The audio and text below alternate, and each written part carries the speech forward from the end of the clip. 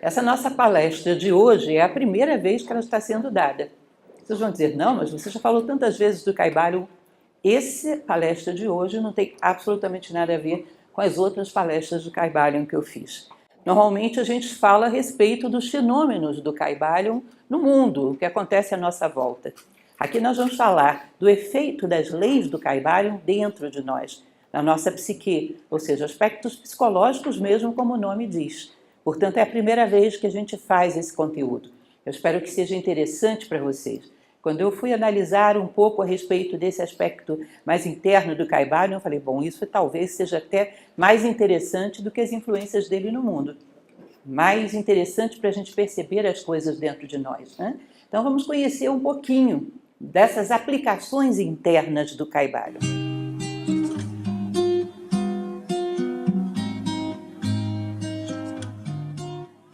Esse livro, originalmente, é um livro de 1908, publicado por um cidadão que, na verdade, no início não havia nome de ninguém, né? Eram 3 iniciados.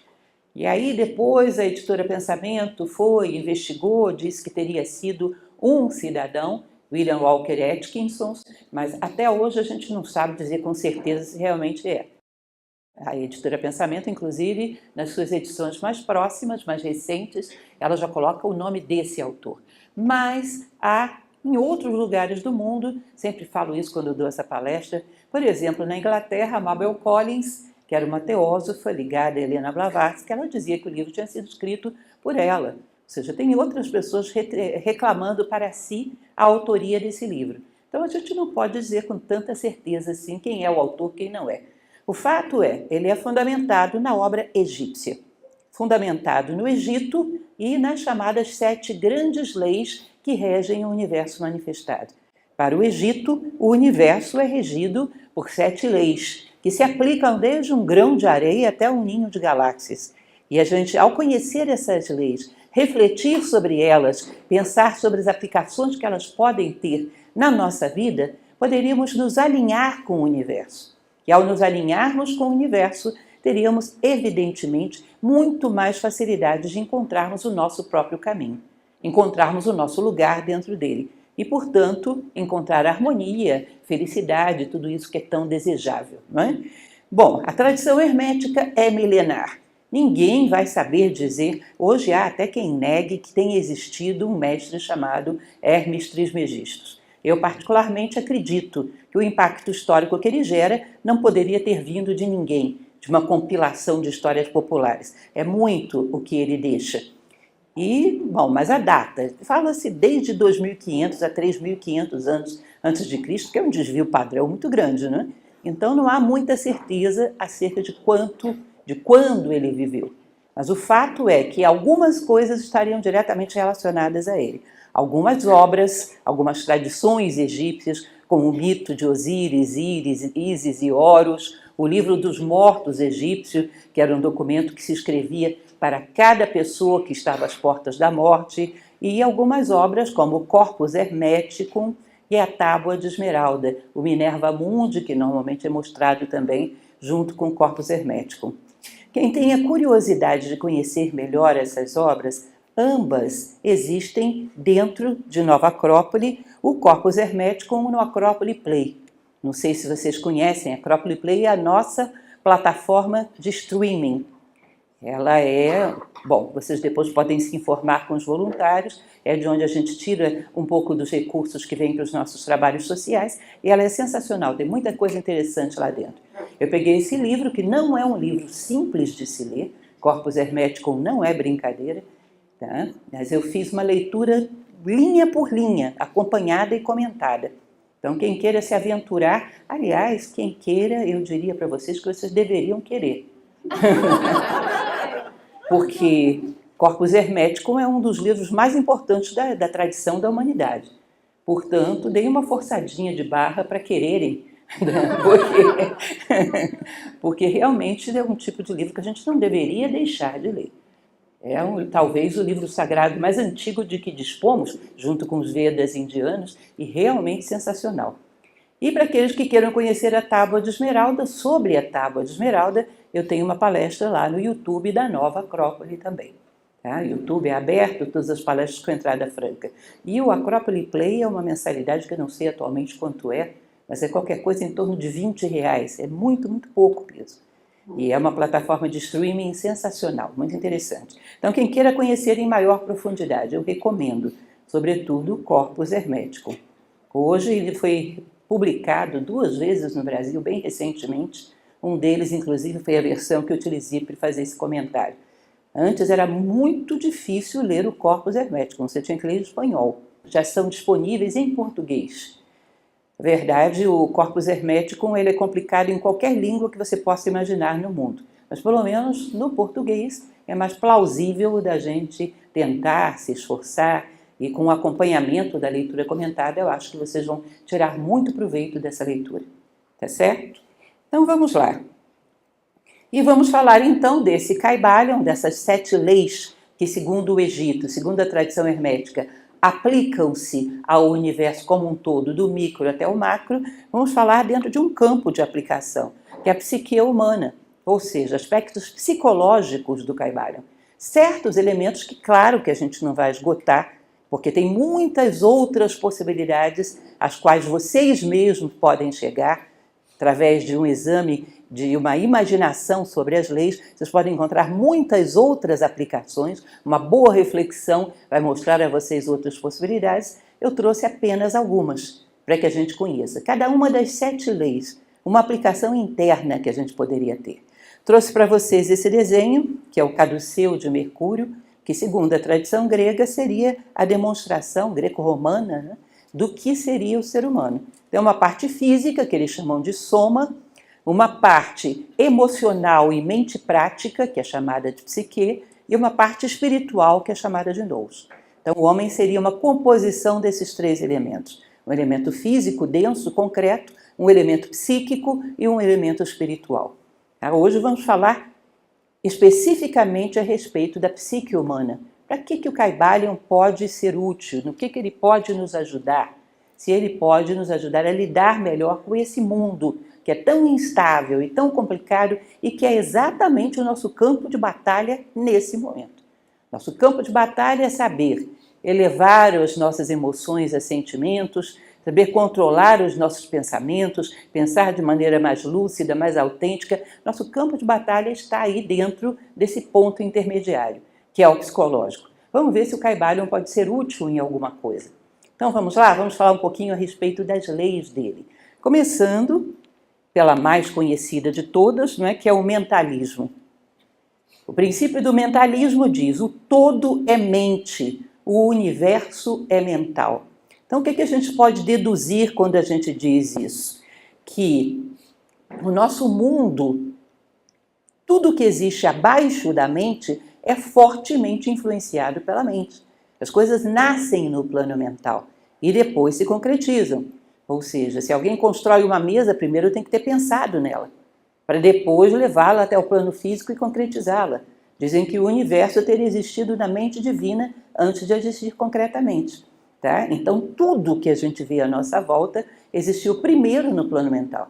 Vocês conseguem conceber uma pessoa que fabricou uma mesa sem pensar nela? Como seria isso? Não existe. Tudo que existe à volta de vocês existiu primeiro no plano mental. Tá? Então, nós temos que perceber que aquilo que existe dentro de nós também existiu primeiro no plano mental. Por exemplo, quando a gente trabalha com coisas difíceis, como os nossos fenômenos afetivos, que eu coloquei aqui, tristeza, melancolia, raiva, mágoa, rancor, são complicados, são fenômenos complicados que a gente tem que conviver com eles, e às vezes são difíceis de domar, e às vezes estragam o nosso dia, e às vezes podem estragar grande parte da nossa vida. Eles nascem no plano mental. Eles nascem de uma forma mental, um padrão mental que cria um padrão emocional. Então você lembra de um fato e ele ecoa no mundo emocional, como uma mágoa, como um rancor, como um desejo de vingança, como uma tristeza, como uma depressão, como uma melancolia. Em primeiríssimo lugar, ele vem no plano mental. Agora, o que nós podemos perceber é que existe uma velocidade, vamos falar adiante sobre isso. A mente é mais rápida do que as emoções. Existe uma velocidade do pensamento que é superior à das emoções. Se você tem um pensamento negativo e muito rapidamente atua sobre ele, diz não e corta e coloca alguma coisa positiva no lugar, você pode cortar um pensamento negativo antes que ele derrame a sua tinta no plano emocional. Porque você cortar um pensamento é rápido. Uma vez que você já está com raiva, não é tão rápido assim limpar a raiva. Você tem todo um trabalho para reverter esse fenômeno afetivo, esse fenômeno emocional, que às vezes nos contamina, nos deixa mal, às vezes nos coloca, inclusive, em uma posição adversa diante dos demais, nos faz cometer atos enganosos, ou seja, faz com que a gente tenha condutas não desejáveis na vida. E é complicado. Quando as coisas caem no plano emocional, elas são mais densas. É como se fosse uma tinta que se derramou mesmo. Já estou com raiva, para limpar tenho tempo. Já estou triste, para limpar tenho tempo. Já estou melancólico, para limpar tenho tempo. Antes que isso aconteça, você poderia trabalhar para que essas coisas não surgissem no plano mental. Ou se surgissem, para que fossem imediatamente cortadas e substituídas. Tá? Que é a ideia de termos um pouquinho mais de autodomínio. Domínio sobre a nossa mente. Uma coisa que hoje a gente quase não tem, chamada concentração. O hábito da concentração. Ou seja, pensar naquilo que eu desejo. Não deixar que pensamentos invasivos entrem. Muito complicado, porque somos a geração da dispersão. Nós deveríamos praticar mais, fixar o nosso pensamento naquilo que necessitamos. Eu trouxe para vocês algo que é muito conhecido, principalmente o pessoal que é da escola conhece bastante isso. Se chama Tra-Tak. Tra-Tak nada mais é do que um exercício bobíssimo, mas que ajuda. Quando a gente diz, façam Tra-Tak, as pessoas vão dizer, bom, isso é uma tremenda uma perda de tempo. Depois que você faz um pouco, você percebe que realmente cria musculatura. Você consegue conter melhor os seus pensamentos. Ou seja, evitar que eles derivem para coisas que você sabe que vão te fazer mal. Evitar que eles derivem para zonas que você sabe que vão te criar problemas. Então, tratar que é uma coisa muito simples. Você pode ter isso aí, um pedaço de papel com um ponto no meio. Ou você não pode não ter nada, simplesmente pegar um ponto que está na parede. E experimentar, num determinado momento, sentado confortavelmente, fixar esse ponto, por segundos que seja, 1 segundo, 2, mas fixar com tanta concentração que você não veja a circunferência. Se é um ponto na parede, que você não veja mais nada em volta, só veja o ponto. Você vai perceber que tem toda uma sequência. A primeira vez que você tenta, não acontece coisíssima nenhuma. A segunda vez que você tenta, aí se você começa a forçar demais, o ponto começa a virar 2 pontos. E vibra, e vai para lá, vai para cá, aquela confusão, mas a circunferência não some. Aí você insiste, insiste, insiste. Lá pelas tantas, cada um tem o seu tempo, né? Se não desiste no meio do caminho, sente a circunferência começar a piscar, a ficar falhada. Até que num determinado momento você consegue, por segundos, só ver o ponto, não vê mais nada. Que diferença faz isso? Vai tentar se concentrar na leitura de um livro que você vai ver que fez diferença. É como uma academia, você desenvolveu musculatura. E você tem mais condições de se fixar naquilo que necessita se fixar. E ao mesmo tempo de evitar que determinadas formas mentais, que você sabe que vão gerar emoções negativas, entrem na tua mente. Para que elas sejam cada vez mais espaçadas, porque quando elas são espaçadas, elas vão perdendo força. Né? Voltando aonde estávamos antes. Então, cortar pensamentos significa ter um conjunto de formas mentais que eu digo, isso não. E ter força suficiente para ter um pouco mais de concentração. Me fixar naquilo que eu percebo que faz bem para mim e cortar as formas mentais negativas. Isso não, corta imediatamente. Surgiu uma coisa no teu plano mental que não é boa, existe inclusive um exercício de imaginação que ajuda a isso. Você imagina que pegou essa forma mental, fez uma bola com ela e vupt, arremessou no espaço. O espaço é curvo, ela vai fazer a volta e vai voltar para você. Mas você já colocou outra coisa no lugar mais interessante e mais envolvente, que te prenda, que quando essa forma mental voltar, você já está pensando em alguma coisa mais interessante. Algo que você goste e que não seja negativo, que não seja mórbido, que não tenha nada de pesado. Coloca, sei lá, um esporte que você gosta, uma modalidade artística que você gosta, coloca alguma coisa interessante no lugar, ocupa aquele espaço. Porque a natureza não deixa vácuos. Tá? Então imagina que você fez uma bolinha com essa forma mental, vupt, arremessa no espaço, coloca alguma coisa no lugar. Gente, a imaginação humana é fantástica. Não pensem que isso é uma brincadeira. O que nós podemos fazer através da imaginação é incrível. E assim você vai cortando, cortando, cortando, essa forma mental vai perdendo força. E você vai evitando que ela gere determinados fenômenos emocionais. Que, como eu falei para vocês, depois que surgem, dá para você combatê-los? Dá. Mas é muito mais complicado combater uma emoção negativa do que um pensamento negativo. São mais pesados, são mais lentos. O plano emocional é mais lento do que o plano mental. Então fica mais difícil de limpar. Tá? Bom, algumas outras coisas que podem ajudar também a gente a não deixar que essas formas mentais negativas nos dominem. Algumas reflexões muito boas, que quando você fundamenta bem a sua vida nessas reflexões, quando as formas mentais vêm, você já não acredita muito nelas, já não dá muito retorno para elas. A primeira delas é a máxima estoica, que o imperador Marco Aurélio, grande filósofo estoico, costumava dizer: nada acontece ao homem que não seja próprio do homem. Sabe o que significa isso? Eu confio plenamente que aquilo que acontece comigo acontece porque eu necessitava viver aquilo para crescer.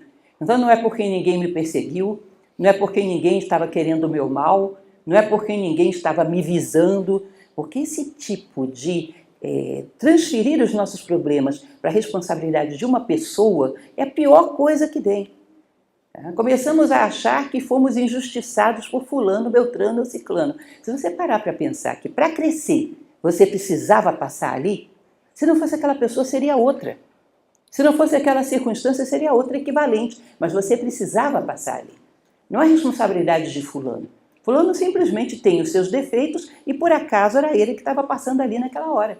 Mas se não fosse ele, seria outro. Mas eu teria que passar ali, por uma necessidade de experiência para crescer. Essa visão estoica é muito interessante, porque a gente para de se sentir injustiçado pela vida. E começa a perceber que tudo, sabe aquela coisinha lá que você não perdoa de jeito nenhum, aquela pedrinha no sapato, ainda isso foi necessário para você crescer. Portanto, não é responsabilidade de fulano. Você percebe que esse tipo de forma mental, quando você acredita nela, ela joga um banho d'água, por exemplo, no rancor, na raiva, no espírito de vingança. Você está ali, mas fulano... Não, se não fosse ele, seria outro. Eu precisava viver isso. Dá uma arrefecida no calor tremenda. Se você reflete sobre isso e acredita nisso, ajuda muito. Tá? São algumas reflexões que nos ajudam a combater essas formas mentais negativas. Tá?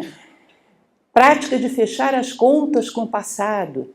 Isso é uma outra coisa que também eu recomendo para o pessoal, todo início de ano. Tudo que aconteceu no ano passado que não foi agradável, mas eu aprendi alguma coisa com isso? Aprendi. Cresci. Então valeu a pena, foi bem pago. Perto do que me permitiu aprender e crescer, não foi tão caro assim. Foi bom, cresci bastante. Tá? Se não fosse isso, eu estaria na mesma, seria o mesmo ser humano. Ou seja, não deixar pontas soltas no passado. Isso ainda vou resolver. Não, já resolvi tudo. Agora é daqui para frente. Não tem nada me prendendo no passado. Todas as coisas que foram desagradáveis, mas também me ensinaram um bocado. Graças a elas eu sou o que sou. Então fechei as contas. O passado não me deve nada, nem eu a ele. Acabou, virei a página. Isso te permite crescer. E é mais uma coisa que arrefece os nossos sentimentos de ódio. Ódio, então, é uma coisa que às vezes contamina a nossa vida inteira. Não sei se vocês já perceberam isso. Qualquer coisa que você goste de fazer, que você faz bem, sei lá, pode ser escrever, pode ser pintar um quadro, pode ser cuidar de uma planta, pode ser cuidar de uma criança. Se você está com ódio, você percebe que a sua capacidade de fazer isso fica muito reduzida, que você não tem inspiração, não é capaz de canalizar carinho. Vocês já experimentaram cuidar de uma criança sentindo ódio? Não da criança, mas de alguma coisa que aconteceu no passado. Bom, o ódio te deixa impaciente, não te predispõe ao carinho, à compaixão, à compreensão. Qualquer coisa que você faça vai ficar pela metade. Alguém que, sei lá, componha músicas, não vai ter inspiração se estiver com ódio.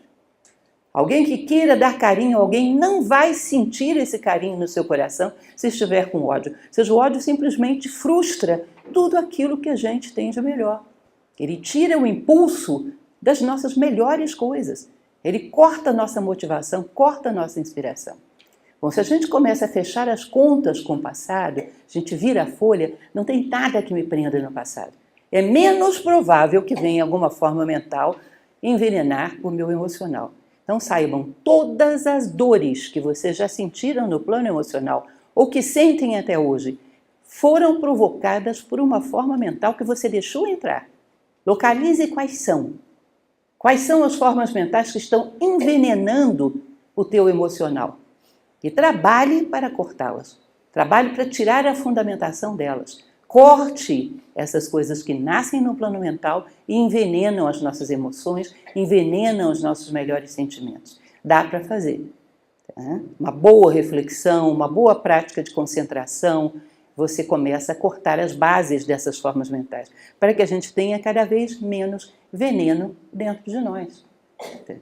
Nós, às vezes, nos habituamos a conviver com veneno quase que todos os dias, um pouquinho de veneno dentro de nós. Um pouquinho de tristeza pelo que poderia ter sido e não foi. Um pouquinho de sentimento de autocompaixão pelo que fizeram comigo.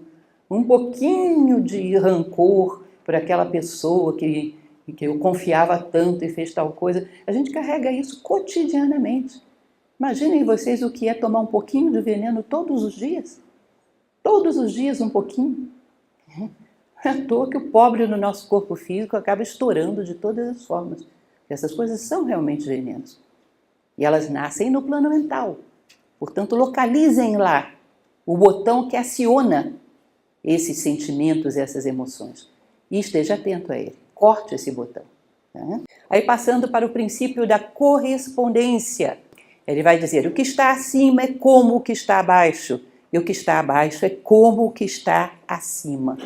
Então você pode comparar coisas que estão acontecendo nos dois planos. Bom, vejam bem, a gente está falando de aspectos psicológicos do Caibalion. O que a gente está preocupado aqui? Em manter a nossa psique das melhores condições possíveis, não é isso? Nas melhores condições possíveis, perdão. Não é isso? Manter emoções elevadas, sentimentos nobres. Nós estamos tentando ter uma vida sadia psicologicamente. É isso que estamos buscando com essa palestra. O que o princípio da correspondência pode nos dizer a respeito disso? Que tem uma série de hábitos de vida que você tem, ou seja, que acontecem lá embaixo, no plano físico, que eles suscitam os piores sentimentos e emoções possíveis. E que às vezes você nunca deu conta disso, você nunca se deu conta, copiou esse hábito de alguém, recebeu de família ou recebeu da sociedade comportamentos que quando você começa a repeti-los, daqui a pouco você vai ver o que está dentro de você. Um sentimento péssimo. Uma emoção péssima, altamente negativa, que te atrapalha, que te boicota, não deixa você realizar os seus sonhos, por exemplo. Por exemplo, vamos pegar aqui algumas coisas. Desordem. Habituar-se ao caos. Será que é fácil pensar com clareza e ter emoções elevadas no meio da desordem? Então eu tenho o hábito de viver no meio da confusão. É aquela pessoa que quando abre o armário cai tudo lá dentro. Aí ela dá aquela empurradinha básica, faz assim na porta, né?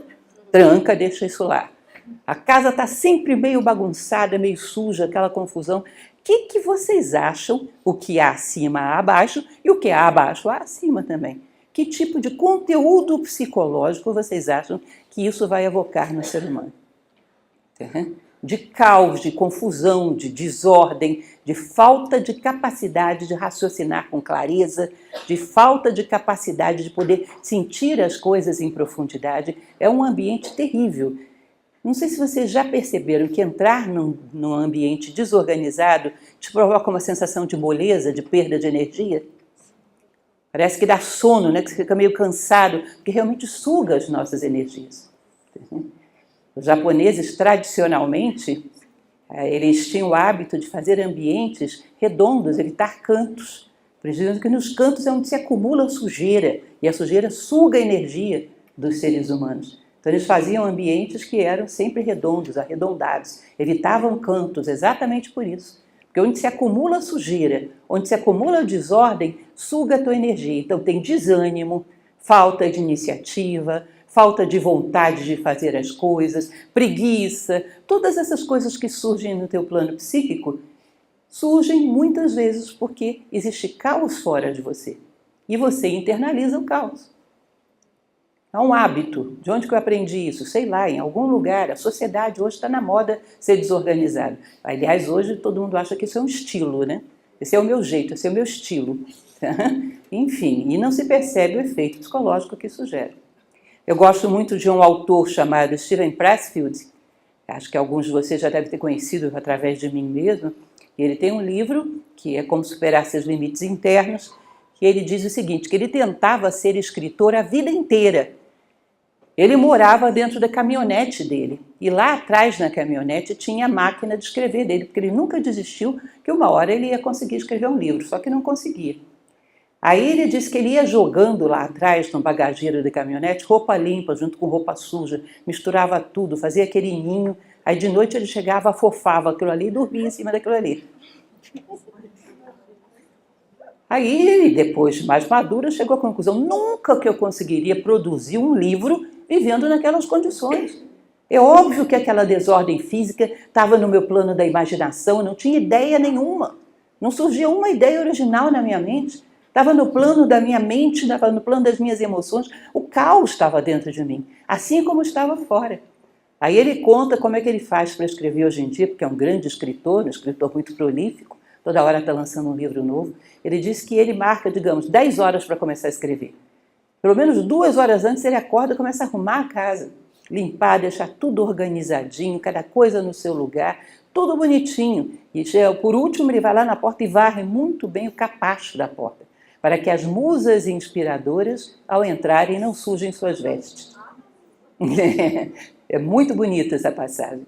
Ou seja, hábito que nós temos de desordem vai gerar desordem mental e desordem emocional. Aí estamos confusos, estamos instáveis e nós não sabemos que esse tipo de coisa traz essa forma mental. Não tem jeito. De muita lucidez no meio do caos. Não tem jeito. Você internaliza o caos. E daqui a pouco tem caos fora e caos dentro. Que outro hábito nós podemos ver que acontece também? O hábito da crítica. Saímos procurando defeitos em tudo e todos e realçando os defeitos de tudo e de todos que passam por nós. É claro que o mundo é dual. Se você procurar defeitos, você vai achar em qualquer coisa. Em qualquer coisa. Mas esse hábito doentio de estar sempre procurando o negativo de cada um, às vezes de uma maneira insana. O cantinho, eu me lembro que uma vez uma pessoa estava fazendo um comentário a respeito de um compositor clássico e eu falava da beleza da obra dele, aí a pessoa levantou o dedo, mas ele bebia de vez em quando. Pelo amor de Deus! Você vai procurar isso na vida do cidadão para poder desvalorizar. Tá bom, ele bebia, ele não era perfeito, mas tem uma música sensacional. Ou seja, perfeição é muito complicado de você achar no mundo. Mas nem por isso aquilo que ele fazia de bom perdeu o seu valor. Enfim, isso é óbvio, né? Mas o que me marcou nessa situação foi essa pessoa procurar, dentro da biografia do cidadão, virar de cabeça para baixo, sacudir, para ver se ele tinha algum defeito. E se prender a isso. Vai pegar as redes sociais para você ver como é que estão procurando defeito de tudo e todos. É um péssimo hábito, o hábito da crítica. Você pode não saber tudo o que está acontecendo na vida dos artistas, tudo o que está acontecendo na vida dos cantores, porque eles escondem, mas tem a vida de uma pessoa que você sabe tudo o que está acontecendo nela, que é a sua própria. Pois é, a sua própria você sabe. Aí sabe o que vai acontecer? Com esse hábito que você tem de criticar tudo e a todos, quando essa crítica se virar contra você, vai ser demolidora. E você não vai se perdoar pelos seus erros. Quando essa crítica, quando você virar essa arma contra você mesmo, vai ser implacável, vai se destruir. Não vai ter um pingo de compaixão por si próprio pelos seus erros. Porque se não tem pelos demais, quando esse hábito se vira contra você, são aquelas pessoas que são inseguras, que não conseguem realizar nada. Durante muitos anos na minha vida dei aula de oratória. E eu achava curioso que exatamente aquelas pessoas que mais apontavam defeitos dos outros na hora que iam apresentar, quando elas iam apresentar, travavam que não conseguiam fazer nada. Elas não suportavam a ideia de errar. É como se elas imaginassem, estarão pensando de mim o que eu penso delas. E eu não suporto isso. Então, o hábito da crítica é debilitante de uma forma tal porque você se torna implacável em relação aos teus próprios defeitos. A falta de compaixão que você demonstra pelos demais, quando vira contra você, te destrói. Que isso te debilita de uma maneira que você nem imagina. Tá? Então, um péssimo hábito, com consequências psicológicas terríveis. O que mais? Aí tem muitos hábitos do dia a dia que nós costumamos ter, como o atrasado, né? Cidadão que atrasa em tudo. É quase que um estilo pessoal dele. Atrasa, chega atrasado em tudo quanto é coisa. É o tipo da pessoa que ela tende a não ter muito autoconfiança. E muito respeito por si próprio, porque ela sabe, no fundo, que ela é uma pessoa com quem não se pode contar. Não é assim? Ela não pode esconder isso de si própria. Ela sabe que se alguém precisar de uma pessoa séria para fazer um trabalho, não vai ser ela, porque ela nunca está a tempo e a hora nos lugares. O que vocês acham que isso faz com a autoestima de um ser humano? Saber que ele não é aquela pessoa confiável e responsável com quem se pode contar. É um hábito que, quando passa para o plano psicológico, também te debilita demais. Tira a tua autoestima, tira o teu senso de respeito por si próprio. Imagina eu me olhar no espelho e dizer, você não é uma pessoa com quem se possa contar. O que isso faz com o ser humano, psicologicamente? O quanto isso nos debilita e a gente acha inocente, né? Eu só me atraso porque eu sou um pouco desorganizada. Nós não sabemos o dano que isso produz em nós mesmos. A pessoa com quem você se comprometeu pode arranjar outro, mas você não pode arranjar outro, você tem que contar consigo mesmo. E por isso precisa se respeitar. E respeitar-se é a base para que você possa impulsionar para o futuro. Então, um hábitozinho bobinho desse, estou sempre atrasado, faz com que você perca o respeito por si próprio. Ou seja, o que acontece abaixo, refletindo acima, né? Mecanicidade é aquela pessoa que só funciona no piloto automático. Ela tem uma rotina, executa aquela rotina, em nenhum momento ela para pensar. Será que não tem jeito de eu fazer isso melhor? Por uma outra via? De uma maneira que seja mais eficaz? Não tem jeito de eu melhorar esse processo? Não, ela só sabe repetir. Esses são os que mais estão com medo da inteligência artificial, né? Que vão ser os primeiros que vão ser devorados. Porque mecanicidade é coisa de máquina. Tá? Como eu costumo falar nas minhas palestras, não são elas que estão tomando o nosso lugar, nós é que estávamos tomando o lugar delas. Não é? Então, mecanicidade, eu não sou criativo nem capaz de trazer nada de novo ao mundo.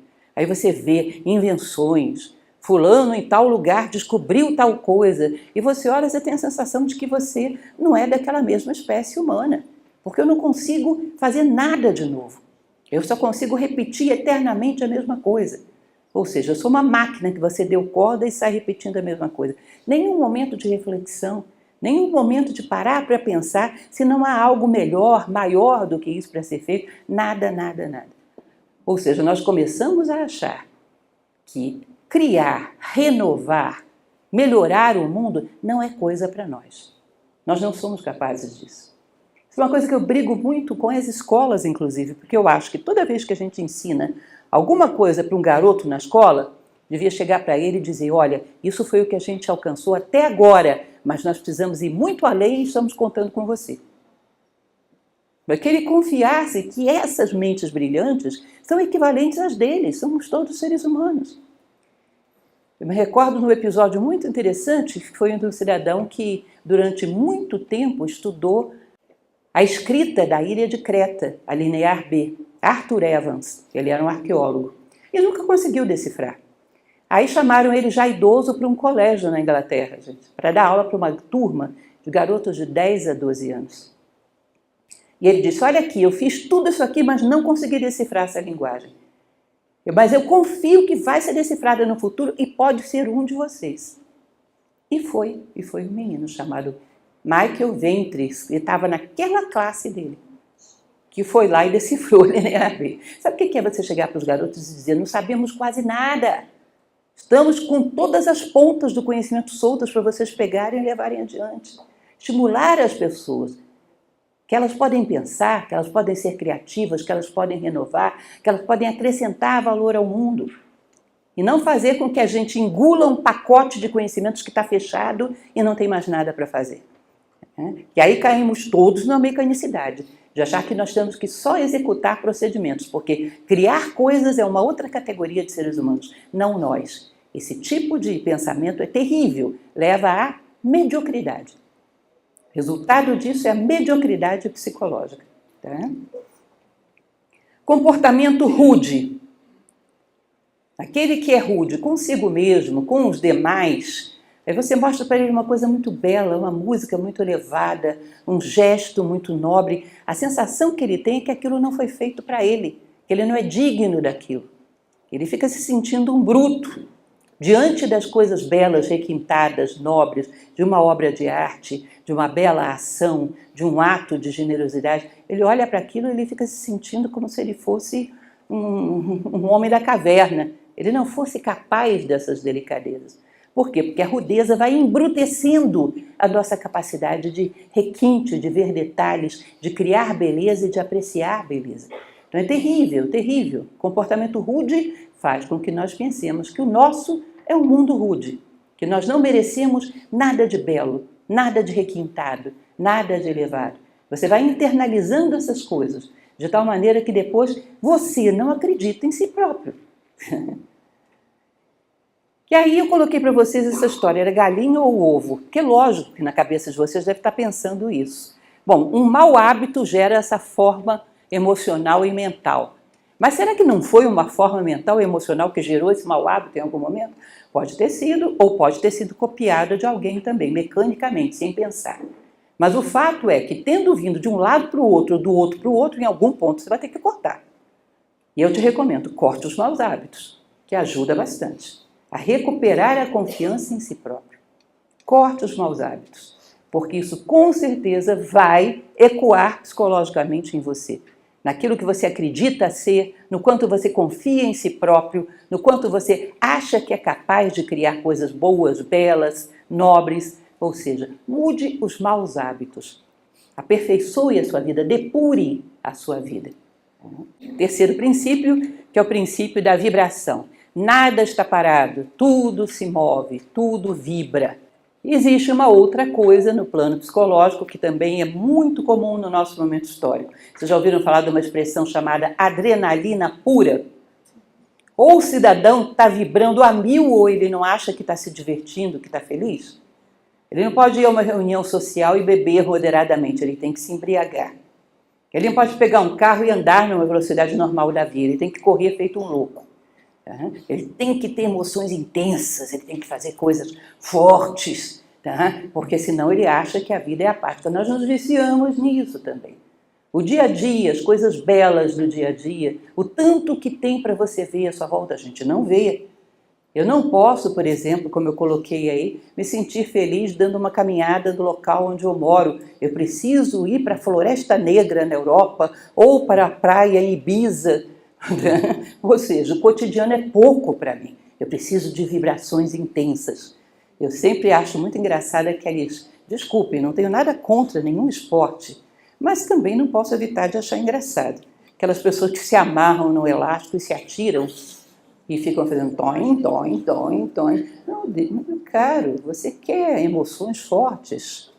Tenho uma excelente ideia para você. Vai abrir Nova Acrópole lá na África, a gente está precisando. Eu faço uma coisa que é útil para si próprio e para o mundo. Toim, toim, com certeza não. Ou seja, essa busca de vibrações muito intensas é um vício também.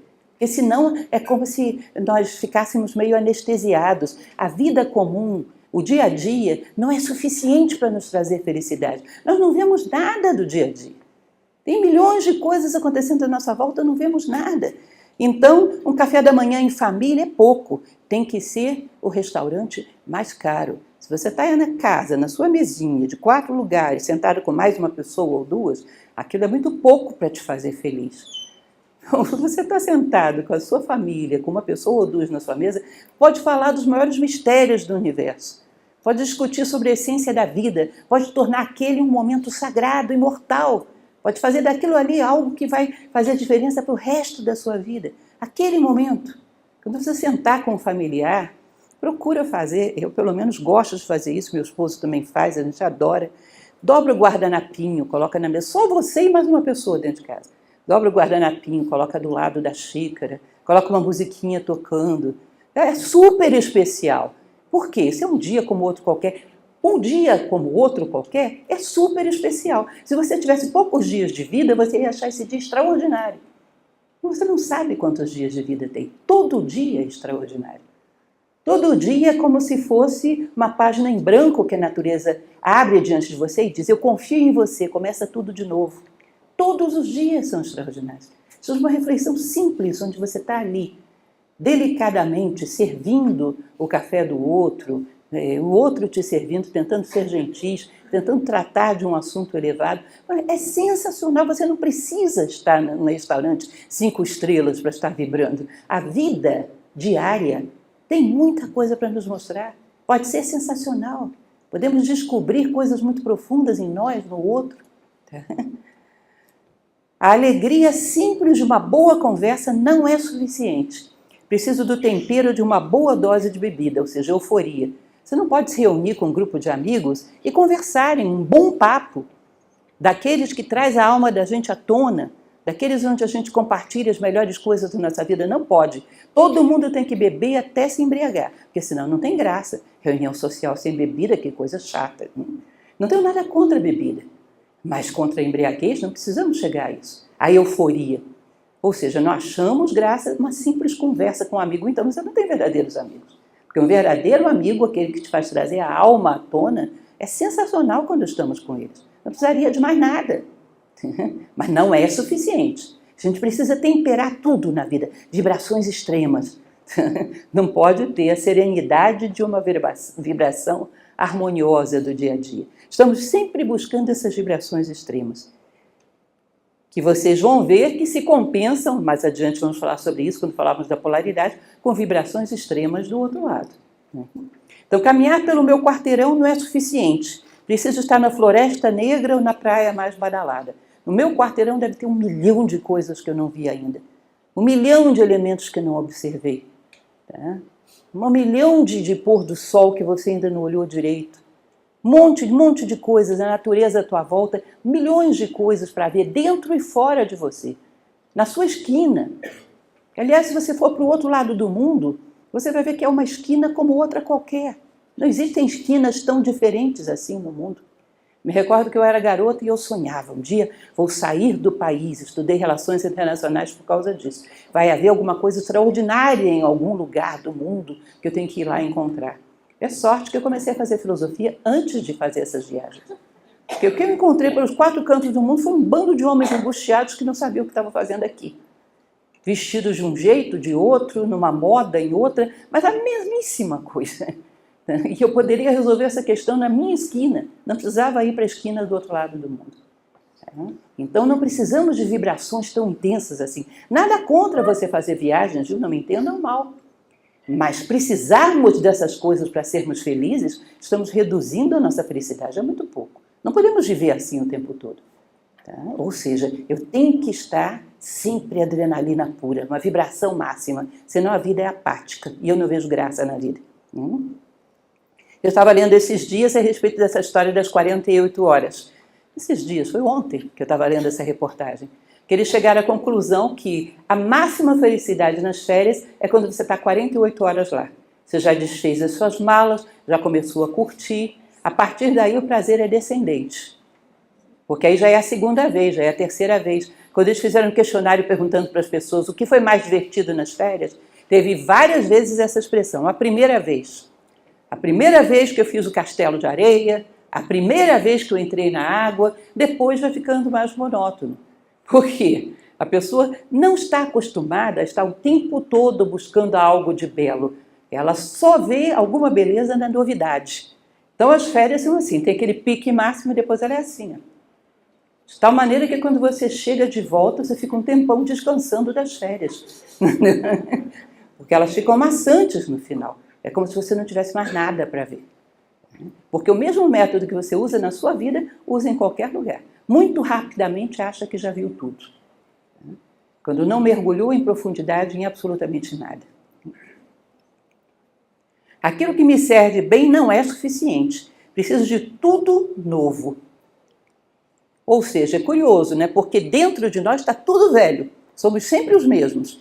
Mas eu preciso do computador novo, do celular novo, da TV nova, da geladeira nova. Ou seja, tem que estar sempre renovando, como se o que estivesse faltando fosse do lado de fora. Essa compulsão por novidades que nós tanto temos.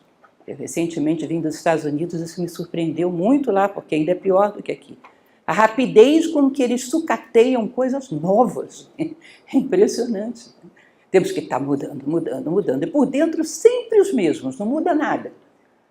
Esse tédio interno é que nos faz ter essa compulsão por mudar coisas do lado de fora. Às vezes uma coisa te serve perfeitamente bem. Não, mas é muito velho. Como é que você tem uma coisa tão velha desse jeito? Que vergonha. Olha o mundo do jeito que está. Você é sovina, hein? Por que você tem uma coisa tão velha assim?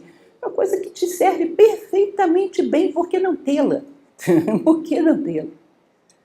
Não vou falar para vocês que o meu carro é 2002, porque vocês vão achar engraçado. E que eu adoro ele, não troco por nenhum, porque ele funciona perfeitamente bem, me serve muito bem, tem nome,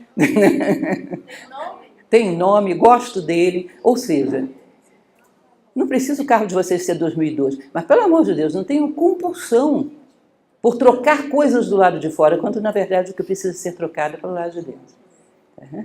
Ser mais uma vibração intensa, tem que estar vibrando intensamente, na onda da moda.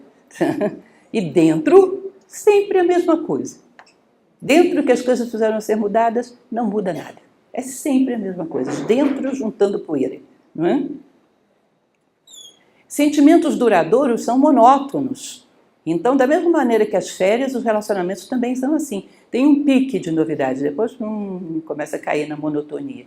Por quê? Não tem vibração nas conversas, aprofundamento, crescimento juntos, desafios juntos, não. Aí a convivência é sempre aquela mesma coisa, vai ficando monótona, o outro vai deixando de ser novidade e eu me alimento de novidades.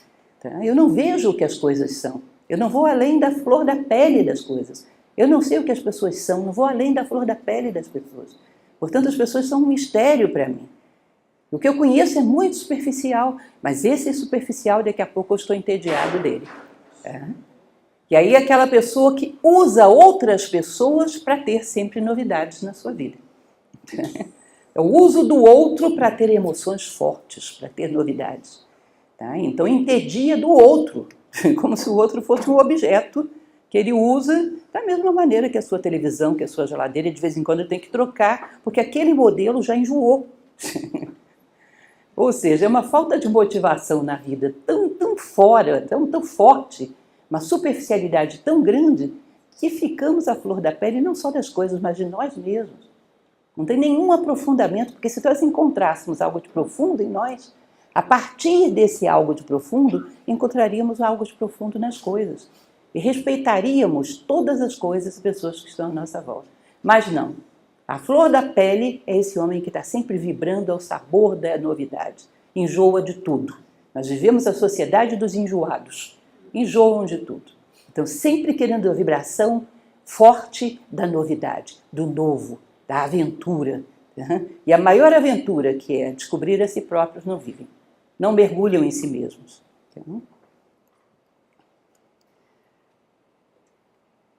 Como qualquer vício, pode ser corrigido, porque esse vício leva a excessos em tudo. Tudo tem que ser excessivo. Aprender a sacralizar a vida e torná-la toda dotada de valor. Perceber o valor das pequenas coisas. Perceber o valor de criar laços profundos, de conhecer profundamente o outro, de você perceber que existe algo tão profundo em nós, ligados a todas as coisas, porque o sentido do universo nesse momento é esse, gente, é comunhão, é união. O universo trabalha para isso, para levar todos os seres à união. E quando nós fazemos isso, quanto mais unidos estamos uns aos outros, todo momento é novo. Hoje eu sinto você muito mais profundamente. Hoje eu entendo muito mais profundamente a maneira como você se posiciona no mundo. Hoje eu entendo o teu drama, as tuas alegrias. Quando eu estou crescendo em comunhão cada vez maior com o mundo, todo momento é novo. E esse exatamente é o mistério de encontrar o sagrado, o divino. A vida não é mais banal, ela é um mistério todo o tempo, porque cada passo que eu dou é para frente e é para dentro também. Eu conheço melhor a mim mesmo, eu conheço melhor e tenho muito mais harmonia e comunhão com tudo à minha volta. O universo caminha para a unidade. E eu, quando desperto e faço isso voluntariamente, a vida se torna uma aventura. Ou seja, esse não é o primeiro nem o segundo, é o 10º, é o 20º, é o 30º ano que eu estou fazendo tal coisa. Olha como agora eu entendo isso de uma maneira extraordinariamente diferente daquilo que eu entendia no passado. Hoje eu compreendo o coração disso como eu nunca tinha visto antes. E assim nós vamos caminhando e conquistando o coração das coisas e o nosso próprio coração. Continuando, polaridade. O princípio da polaridade vai dizer: tudo é duplo, tudo tem dois polos, tudo tem seu par de opostos. O semelhante e o dessemelhante são uma só coisa. Os opostos são idênticos em natureza, mas diferentes em grau. Os extremos se tocam. Todas as verdades são meias verdades.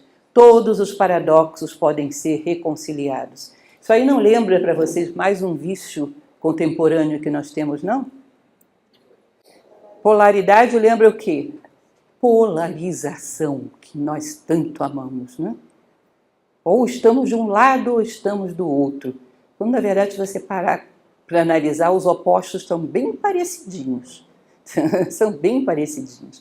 Eu coloquei aqui para vocês, bom, uma das coisas que todas as tradições da humanidade sempre colocaram é que a gente buscasse exatamente o caminho do meio, uma harmonia onde saíssemos selecionando o melhor de tudo e conjugando isso num caminho do meio.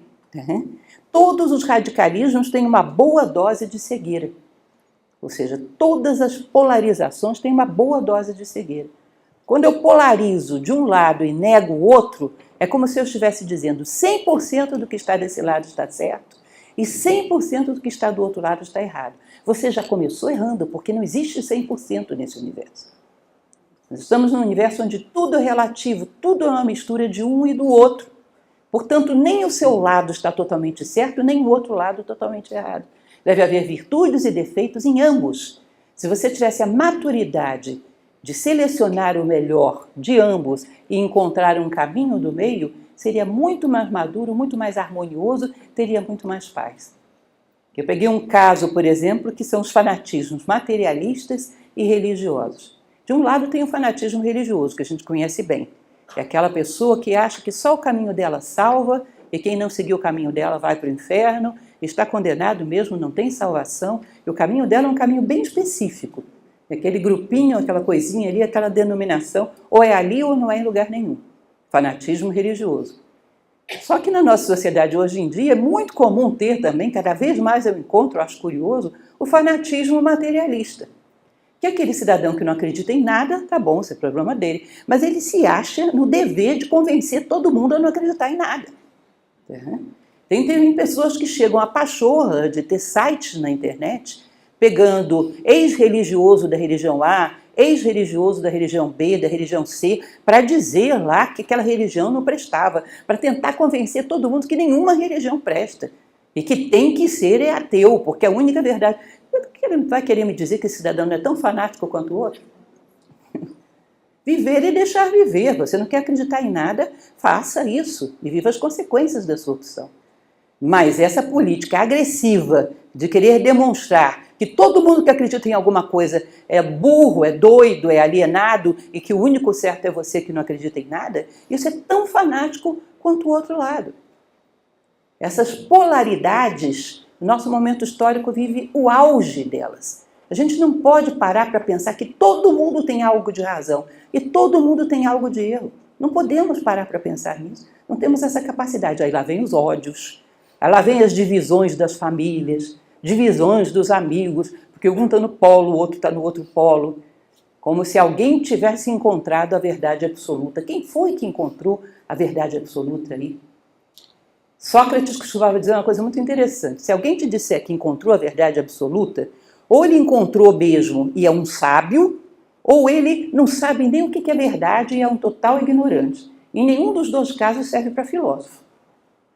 O filósofo não encontrou verdade absoluta nenhuma, não é um sábio, ele está buscando. Ele está buscando. Então, em nenhum dos dois casos serve para filósofo. Essas polarizações que nós vivemos, ao invés de buscarmos um caminho do meio, é um problema psicológico grave, que é uma aplicação do princípio da polaridade. Se a gente tirar todas as astraladas, vocês sabem o que é uma astralada, né? Uma oscilação emocional. Tirar todas as emotividades descontroladas e com serenidade e amor à verdade, olhar para ambos os polos, você vai ver que existem qualidades e defeitos em ambos. E que se você é um amante da verdade, quer realmente a verdade, você deveria pegar com uma pinça, isso aqui sim, isso aqui não, isso aqui sim, dos dois lados. E provavelmente encontraria coisas boas e más na mesma proporção dos dois lados. E tentaria coletar o melhor que existe, que a humanidade tem para te oferecer, para formar a si próprio da melhor maneira possível e seguir um caminho equilibrado, um caminho do meio. Não cairia em polarizações de donos da verdade. Nós estamos polarizados em tudo, gente. Polarizados em termos de arte, em termos de religião, em termos de política, até em termos de ciência hoje temos polarizações. Estamos polarizados em tudo. É uma quantidade de donos da verdade, coitada da verdade. Coitada da verdade. É dono da verdade demais que a gente tem, uma coisa tremenda. Eu não poderia recolher o melhor de ambos e criar uma visão minha, refletida, mas não rígida. A partir de tudo isso que eu vi dos dois lados, eu refleti, eu acho que é isso. Mas eu acho. Eu estou sempre buscando aperfeiçoar a minha posição. Isso é o melhor que eu tenho até esse momento. Considerando o melhor de ambos os lados, a minha posição é essa. Mas ou você está em X, ou você está em Y, ou você está em cima do muro. Não existe a possibilidade de você ter uma opção tua, construída a partir de tudo de melhor que você viu. Não existe essa possibilidade. Ou você se alista em X, ou se alista em Y, ou você é um alienado. Está em cima do muro. Não é assim? Não pode ter ideias próprias. Quem tem ideias próprias não brinca. Se as pessoas que eu amo são duais, as teorias que eu amo não devem ser também? Nós amamos os nossos filhos, os nossos pais, os nossos parceiros. Eles são perfeitos? Não são. Mesmo um pai muito amoroso sabe que seus filhos têm defeitos. Que ainda assim amam os seus filhos, se dedicam a eles. Por que temos que odiar tanto assim uma posição e amar tanto assim a outra? Se nós percebemos que tudo é dual na mesma proporção, por que eu tenho que ter essa ideologia tão fechada de que isso é absoluta verdade, isso é absoluta mentira? Se nem os meus filhos eu sei que não são absolutos. Não são. Tem um monte de defeitos, são meus filhos, mas tem um monte de defeitos. Eu mesma estou cheia de defeitos. Ou seja, as coisas que eu amo, sou capaz de amá-las, mesmo sabendo que são duais. Portanto, para você gostar de algo, não necessita que isso seja absoluto. Não estamos num mundo de absolutos. Machado de Assis, agora nessa segunda-feira, toda segunda-feira às 10 horas, eu faço uma leitura no meu Instagram.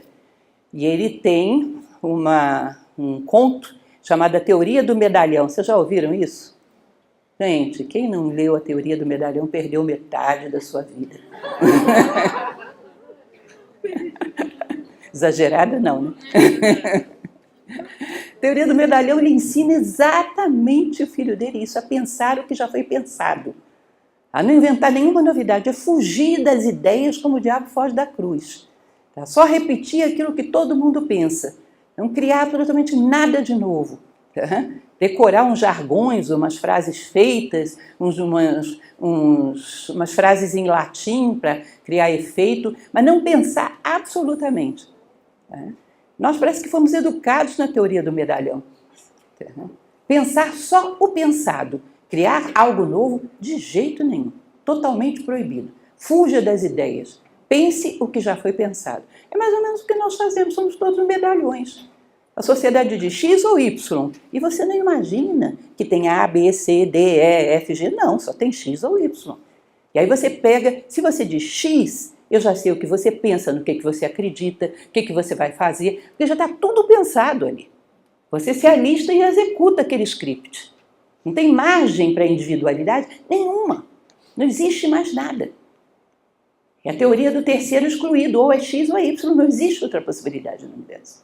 Eu pensar por mim mesmo e criar W, criar J, não pode, isso está fora do esquema. Somos todos medalhões, formados para pensar no pensado, para nos alistarmos naquilo que já foi pensado, já foi feito, nível de reflexão própria, de originalidade, de ter as rédeas da nossa vida na mão, nenhum. Ou seja, polarização é um elemento que nós podemos notar muito forte no nosso momento histórico, influenciando a nossa forma, os nossos aspectos psicológicos, a nossa forma de sentir a vida. Quinto princípio, princípio do ritmo. Tudo tem fluxo e refluxo, tudo tem suas marés, tudo sobe e desce, tudo se manifesta por oscilações compensadas. A medida do movimento à direita é a medida do movimento à esquerda. O ritmo é a compensação. A medida do movimento à esquerda é a medida do movimento à direita. Se você oscila muito para um lado, a tendência será compensar oscilando muito para o outro. Isso é muito, muito psicológico, né? A gente vê isso claramente dentro da nossa psique. Ou seja, um dia de euforia, o outro dia de depressão. Um dia de muita expansão, um outro dia de muito recolhimento. Mas por que precisamos oscilar tanto assim? Por que precisamos nos expressar de forma tão excessiva assim? Sabendo que esses excessos vão gerar uma compensação equivalente? Tá? Ou seja, toda expansão excessiva gera estragos que tendem a se pagar do outro lado. Ou seja, alguém me contraria. No nível em que estamos, é muito difícil que a gente não sinta um certo impulso de uma contrariedade, né? Ainda que a gente segure aquilo e haja racionalmente, a gente sempre sente aquele sentimento de contrariedade. Quando de alguma maneira alguma coisa nos fere, nos desagrada, nos ofende. Nós precisamos expressar essa cólera tão ruidosamente assim? Jogando nosso ódio aos quatro cantos do mundo, agredindo verbalmente, alterando o volume da nossa voz? Precisamos que esse pêndulo vá tão longe? Você sabe que no outro dia ele vai para o lado oposto. Você vai estar deprimido, arrependido, envergonhado, não só do que você fez ao outro, mas do que fez a si próprio. Expansão excessiva da cólera.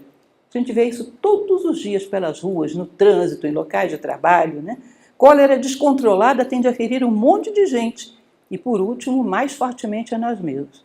Ficam cicatrizes dentro de nós, daqueles dias que nós perdemos o controle. Carregamos isso pelo resto da vida. Aquele dia que eu perdi o controle.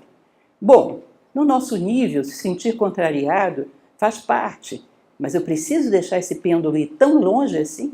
Ou eu teria que ter um equilíbrio onde eu seguro, pera lá, vamos responder de maneira humana. Eu sou um ser humano. Pelas vossas obras vos conhecerei. Então, vou dar uma resposta humana a isso. E aprendendo quando erramos, né? E moderando essas oscilações. Quantas vezes as nossas oscilações são violentas? A cólera é um exemplo disso, né? O que mais? Euforia descontrolada. Vocês percebem que às vezes num grupo de amigos, numa festa, num barzinho, seja lá onde for, o pessoal começa a beber, perde o controle, entra numa euforia onde todo mundo ri excessivamente, brinca excessivamente. As brincadeiras começam a ficar de mau gosto. Às vezes começam a ferir alguém, a ofender alguém, né? Criar um estereótipo sobre alguém, ofender, ferir. Ou seja, euforia descontrolada tende muitas vezes a ultrapassar o limite do bom gosto e do respeito ao outro e a si mesmo.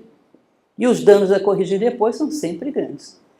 Dificilmente você vai ver, quando uma pessoa passa dos limites, e hoje isso é considerado diversão, curtição, a gente se divertiu à beça, riu descontroladamente, falou bobagem, ou seja, foi excessivo na euforia. Provavelmente perdeu o respeito pelo outro ou por si próprio. E isso vai cobrar um preço. Provavelmente feriu a si próprio ou feriu alguém ou ambos. Para eu me divertir, eu preciso deixar esse pêndulo ir tão longe assim? Eu não poderia ter um humor de mais bom gosto, ter uma risada mais equilibrada, estar mais consciente do que eu estou falando, do que eu estou fazendo e me divertir do mesmo jeito? Preciso deixar isso ir tão longe assim?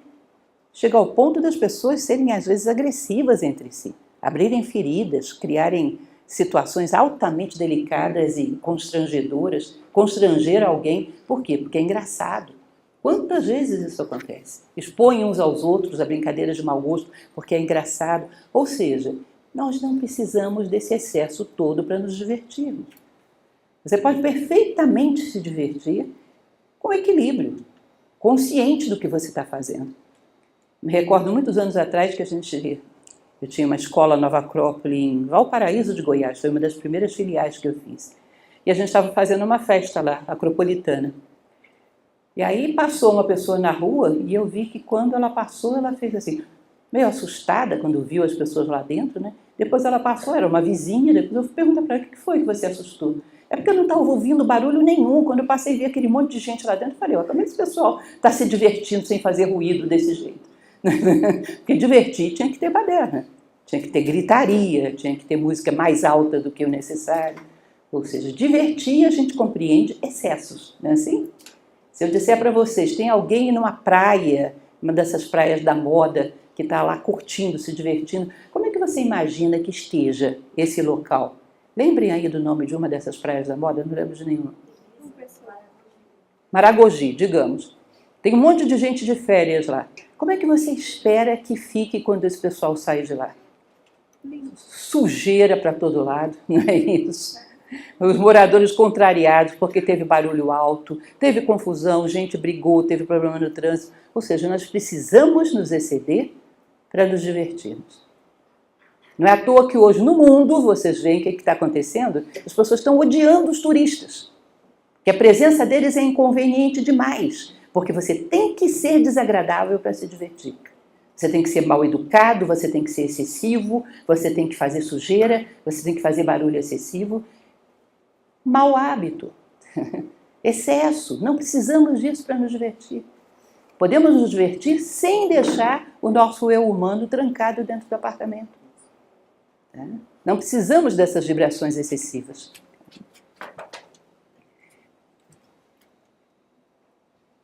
Abandonar o péssimo hábito de achar que em algumas situações é justificável ou até agradável perder o controle sobre si mesmo, como um animal desenfreado.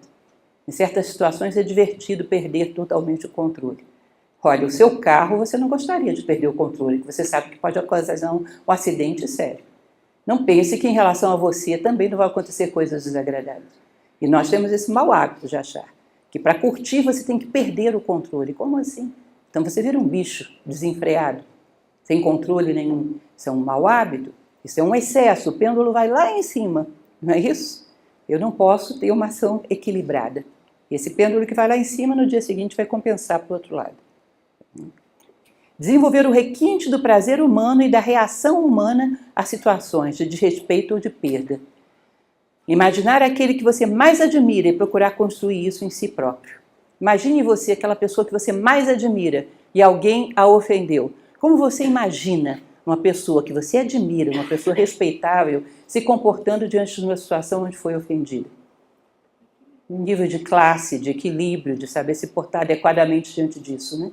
Tome isso como exemplo e procure imitar. Nós sabemos o que é humano. Basta imaginar isso, o que eu esperaria de alguém que eu admirasse muito. Tome como exemplo e pratique nas pequenas coisas, como eu coloquei ali, nas pequenas contrariedades do dia a dia, nas pequenas satisfações e contrariedades. Ou seja, eu posso perfeitamente reagir tanto às coisas agradáveis quanto desagradáveis sem me desumanizar para isso. E isso é a pendularidade, o vício dos excessos, achando que só isso é interessante e nos diverte. O vício dos excessos, que pode ser corrigido. Causa e efeito. Toda causa tem seu efeito, todo efeito tem sua causa. Todas as coisas acontecem de acordo com a lei. O acaso é simplesmente um nome dado a uma lei não reconhecida. Existem muitos planos de causalidade, mas nada escapa à lei. Ou seja, tudo é causa e efeito. Nós constantemente sentimos dores. Uma dor emocional, uma tristeza, uma insatisfação, Às vezes uma apatia, uma falta de motivação. Bom, se é um universo que é todo concatenado por causas e efeitos, houve uma causa para todas as coisas que nós estamos sentindo. Nada que acontece conosco no plano psíquico veio do nada. Houve uma causa. Que nós muitas vezes somos tão alienados que não percebemos quando nós ferimos a nós mesmos. Não sentimos os momentos em que nós temos certos comportamentos que depois ecoam como dor, como sofrimento, como perda de autoestima, como tristeza, como falta de motivação. Somos tão alienados que esquecemos ou não vemos as causas. E sofremos os efeitos achando que os efeitos caíram do céu. Eu estou tão triste hoje, não sei porquê. Vai ver que é a convergência de Júpiter com Saturno. Nada contra a convergência de Júpiter com Saturno. Mas, pelo amor de Deus, você está triste porque você fez alguma coisa que te entristeceu. Procure as causas em si próprio. Causa e efeito. Às vezes você vai perceber que se você pergunta para a sua mente, a mente ela é curiosa, porque ela tende a trabalhar com as coisas de forma bem objetiva. O que aconteceu hoje para eu estar triste? Não aconteceu nada. Eu fiz tudo direitinho, tudo certo. Tudo que eu tinha que fazer, eu fiz. E a dor continua. Vocês nunca sentiram essa dorzinha antes de dormir? Aquela dorzinha incômoda, chata? E a mente te diz, está tudo certo. Mas existe algo em nós que é mais sensível do que a mente, que é aquilo que a gente chama de coração, né? Que é o símbolo do nosso centro, é o símbolo da nossa essência mais profunda. Se você pergunta o teu coração, o coração é muito mais sensível aos protocolos da vida e à sua delicada teia. É como se fosse um centro que representa, no plano físico, aquela nossa alma mais profunda, aquela nossa essência mais profunda. Se você pergunta ao seu coração, o que foi? Ele vai te levar imediatamente àquele momento do dia, onde de repente você chegou num local, cumprimentou todas as pessoas, mas tinha uma pessoa que quando você abraçou, você sentiu que ela precisava de você, precisava de mais tempo, precisava de atenção, e você não queria perder tempo com aquilo naquele momento, estava muito ocupado, fez de conta que não viu e foi embora. Se você pergunta ao teu coração, ele vai te levar exatamente nesse momento, onde você feriu os protocolos da vida, essa delicada teia das leis da vida, onde você foi indiferente, foi egoísta, ele vai te levar exatamente aí e vai te mostrar. Tecnicamente estava tudo certo, eu cumprimentei todo mundo. Mas humanamente, quando você vai lá no seu coração e pergunta o que foi, ele vai te levar na cena, onde você feriu alguma dessas leis e isso te machucou. Porque nós fazemos parte dessas leis, somos os primeiros que nos machucamos. Quando você vai até essa cena e diz, tá bom, eu entendi, eu me comprometo, vou procurar ser mais atento e vou me comprometer mais com a dor das pessoas. Automaticamente, quando você se coloca diante disso e se compromete, é como se a dor sumisse de um segundo para o outro. Faça essa experiência para vocês verem. Ela tem um antídoto que eu coloquei aqui, o remédio, que é o compromisso. Você se coloca diante daquela cena e diz, tá, entendi, me comprometo, não vai se repetir. Automaticamente a dor some. Existe algum mistério, né? À toa que o Egito falava tanto disso, né? De que o coração humano é o maior mistério do mundo. Uma sensibilidade, uma percepção muito profunda, né? Que parece que percebe mais do que aquilo que a mente é capaz de perceber, porque sente as coisas, não simplesmente racionaliza as coisas. E percebe quando algum elemento foi atropelado e causa dor. A dor não caiu do céu, ela veio de um momento onde você atropelou alguma das leis. No momento onde você se colocou na contramão da natureza. Você se feriu, e a dor veio daí. Se você consegue encontrar esse ponto e se compromete a corrigi-lo, você consegue cessar essa dor. Eu me recordo que eu era pequena e ficava imaginando o que eram aqueles espinhos cravados no coração de Jesus. Aí quando eu comecei a perceber esses espinhos que de vez em quando estão cravados no coração da gente, eu entendi. É a necessidade de nos comprometermos ao aperfeiçoamento, à correção de todos esses momentos onde saímos atropelando as leis da vida. A professora Délia Steinberg Guzman, que é falecida há 2 anos, era nossa diretora nacional em Nova Acrópole. Uma vez ela falou algo que eu achei muito bonito, nunca me esqueci. Ela disse que o único atributo que nós podemos perceber de Deus é que ele é como se fosse um grande coração, gente. Ele pulsa Ele tem manifestações e recolhimentos, sístoles e diástoles. Ele pulsa. E que, portanto, como grande coração, ele é parente de todos os corações do universo. E quando você sintoniza com o teu coração, é como se você estivesse diante de um corredor que te comunica com o próprio Deus. Você percebe claramente onde foi que você atropelou aquela linha tênue que os indianos chamam de linha do Dharma, da lei do universo. E isso provoca a dor, porque é como se tivesse ferido a si próprio. Então percebam que toda dor, todo sofrimento é efeito de alguma causa que você deve procurar. Porque aí você vai começar a tomar consciência de onde andamos atropelando as leis da vida, para poder corrigi-la. Não existe nada que caia do nada. Ou seja, não saem coelhos de dentro de cartola, a não ser que alguém tenha posto dito cujo coelho lá dentro antes. Ou seja, se você tem uma dor, você causou essa dor. Procure onde foi. Comprometa-se a ir corrigindo essas fontes dessas dores que nos acompanham no dia a dia, que podem ser corrigidas. Veja e se comprometa. Então, a lei de causa e efeito pode nos ajudar muito no plano psíquico a aplacar as nossas dores. Princípio do gênero, já o sétimo, e último. O gênero está em tudo. Tudo tem os seus princípios masculino e feminino. O gênero se manifesta em todos os planos. Para não ferir suscetibilidades sexuais, que isso gera uma confusão tremenda, eu troquei o masculino e o feminino por celeste e terrestre, só para que a gente possa entender um pouco esse esqueminha aí que vocês estão vendo.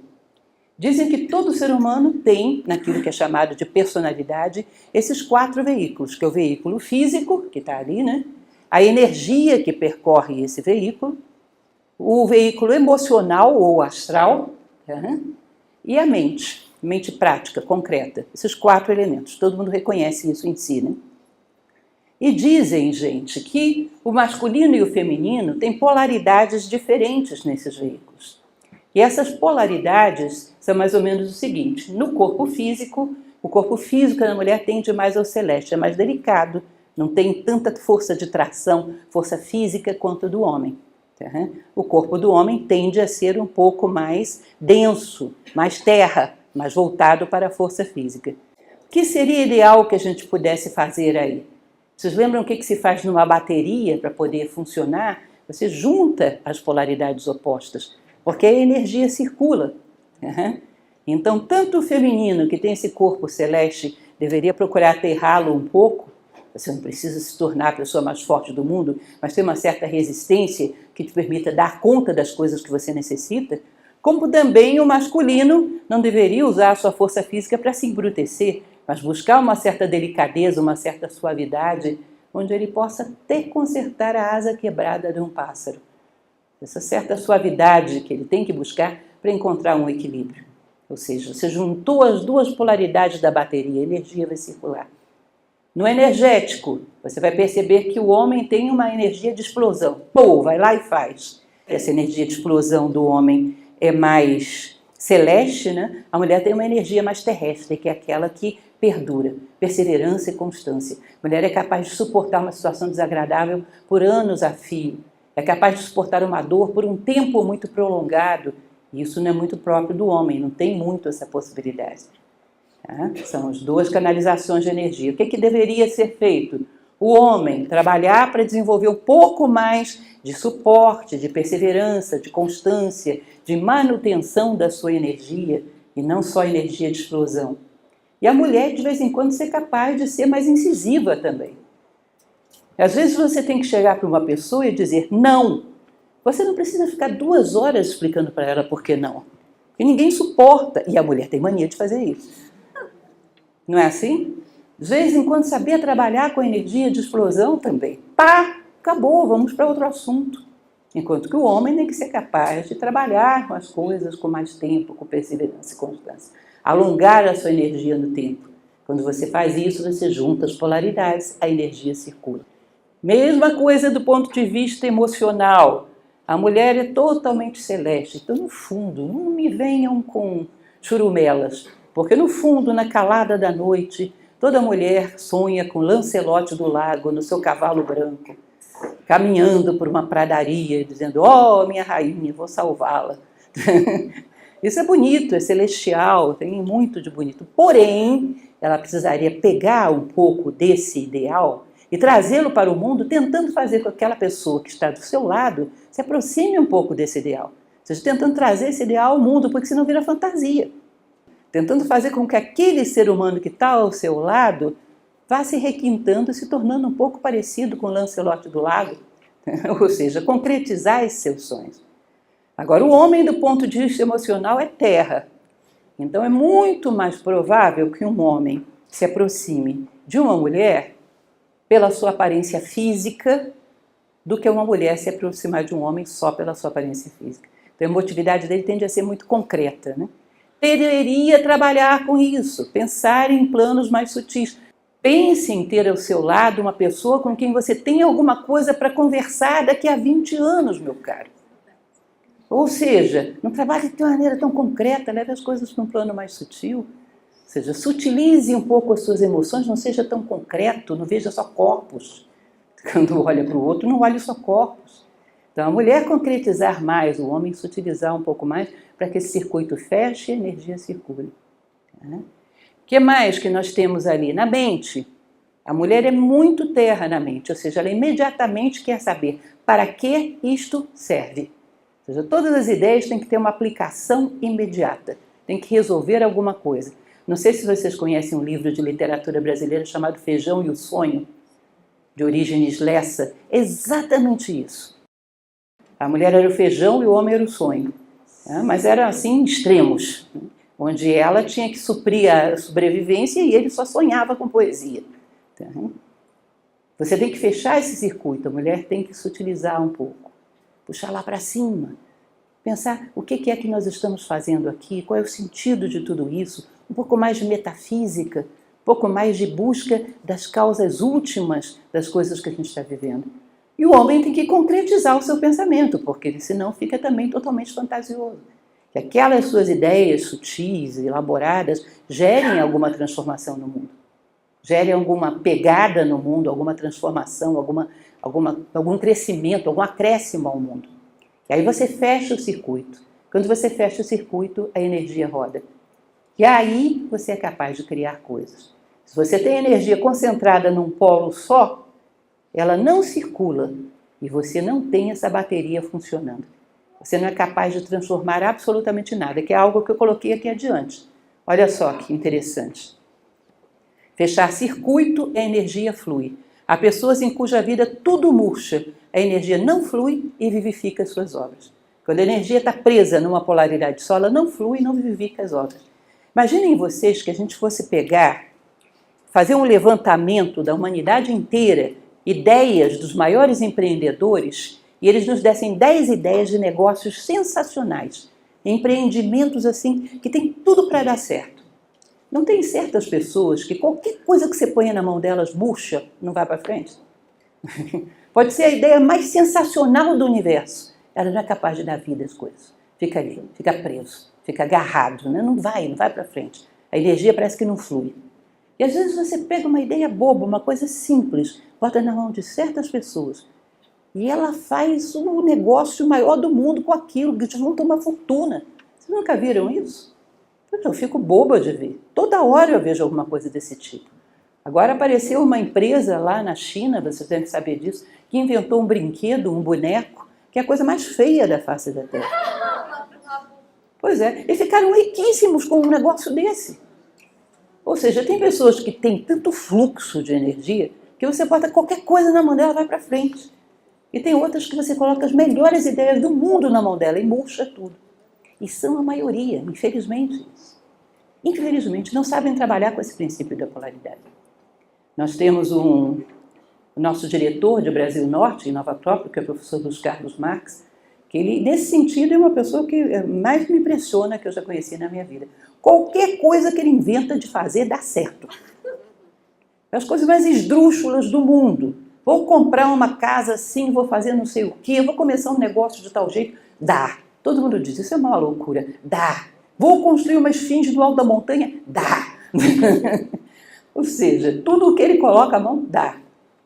E às vezes tem pessoas que a gente tenta, faz tal coisa, começa um empreendimento, dá tudo na mão dela e ela faz tudo ir para o brejo, como se diz popularmente. Nada dá, nada dá. Não tem essa garra, essa capacidade de fazer a energia girar, crescer. Ou seja, a energia está presa numa polaridade, ou céu ou terra, ou masculino ou feminino. Não fecha o circuito, a bateria não funciona. Entende? Isso é um elemento que a gente tem que observar, que é fundamental se você quer renovar a vida, renovar a si próprio, renovar o mundo. Essa bateria tem que funcionar, a energia tem que girar. Tem que ser aquela pessoa que cai uma ideia ali, a ideia faz uma espiral, né, e vai embora, se torna a maior coisa do mundo. Uma ideia, às vezes, insignificante. Como são raras as pessoas assim hoje. A maioria das pessoas são essas pessoas de energia constritiva, né? Onde as coisas caem e murcham e não vão para frente.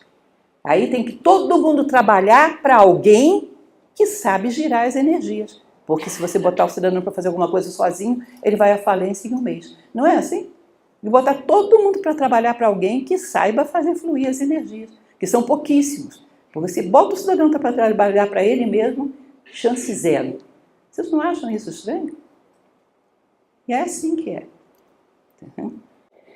Bom, e é isso basicamente, gente, que eu queria trazer para vocês e fechar com aquilo que a gente fecha lá na obra, no livro. Ele fecha com essa recomendação: guardai-vos da avareza mental e expressai em ação aquilo que aprendestes. Estudai os axiomas e aforismos, mas praticai-os também. O conhecimento é como a riqueza, destinado ao uso. A lei do uso é universal, e aquele que viola esta lei sofre por causa do seu conflito com as forças naturais. Ou seja, toda e qualquer coisa que tenha sido aprendida é para colocar na prática, vivê-las e gerar uma transformação na nossa vida. Não é uma teoria mais. Tá? Isso é a característica do hermetismo. São ensinamentos para transformar a vida do ser humano, e não mero intelectualismo. Então, nesse sentido, eu espero que sejam úteis para vocês. Falei pelos cotovelos, né? Quase 10 horas, mas eu espero que sejam ensinamentos úteis para vocês. Eu estarei, para quem quiser, agora dando autógrafos. Eu estou com um livro recentemente lançado, né, que é o Filosofia com Aroma de Café, foi lançado agora há um mês. Tá? Quem quiser autógrafos, estarei à disposição. Certo? Muito obrigada. Se você gosta dos nossos conteúdos, saiba que na Acrópole Play, a plataforma de streaming da Nova Acrópole, você encontra mais de uma centena de palestras e séries inéditas que gravei especialmente para lá. Experimente gratuitamente por 7 dias e aproveite essa jornada de conhecimento e inspiração. E ao assinar, você também apoia o programa Crianças para o Bem, que transforma vidas por meio da educação e dos valores humanos.